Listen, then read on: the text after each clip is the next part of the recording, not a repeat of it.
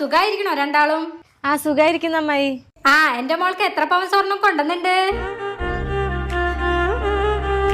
ഇതെന്താ ഞാൻ നിങ്ങൾക്ക് 3/4 പവനല്ലേ തന്നെ, അപ്പൊ തിരിച്ച് 1 പവനെങ്കിലും തരേണ്ടതല്ലേ? ഇതിപ്പോ 1/4 പവൻ കൂടി ഇല്ലല്ലോ. ഛേ, ഇതെങ്ങനെ എന്റെ മോളുടെ കയ്യിലിടാൻ കൊടുക്കുക? അത്രക്ക് ഇടാൻ വിഷമുണ്ടെങ്കിൽ അതും കിട്ടി തിരിച്ചു തന്നേക്കമ്മായി.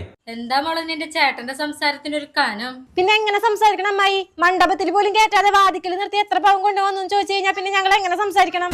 2 കൊല്ലം മുന്നേ 3/4 പവൻ തന്നു പറയണില്ലേ? അന്നത്തെ സ്വർണത്തിന്റെ വില എന്താ, ഇന്നത്തെ സ്വർണത്തിന്റെ വില എന്താ? ആ കണക്ക് വെച്ച് നോക്കുമ്പോ ഈ 1/4 പവൻ തന്നെ കൂടുതലാ. ഒന്നും മിണ്ടാണ്ടിരുന്നപ്പോ രണ്ടും കൂടി പറഞ്ഞു എങ്ങോട്ടാ? ഇത്ര വിഷമുണ്ടെങ്കിൽ ആ 3/4 പവന്റെ മോതിരം തിരിച്ചു തന്നെ. അവസാനം വരെ ബന്ധുക്കൾ കൂടെ ഉണ്ടാവും പറഞ്ഞില്ലേ നീ? നമ്മുടെ കയ്യിൽ കാശുണ്ടാവുന്നവരെ ആ ബന്ധുക്കളൊക്കെ കൂടെ ഉണ്ടാവുള്ളൂ. ആ മോതിരം കൊടുത്തിട്ട് വാ നീ. നിങ്ങൾ സ്നേഹത്തിന്റെ പുറത്ത് എനിക്ക് തന്നതാന്ന് വിചാരിച്ചു. ഇതാ പിടിക്ക്, ഇനി ഞങ്ങൾ തന്ന മോതിരം കിട്ടാ. വാ ചേട്ടാ പോവാ.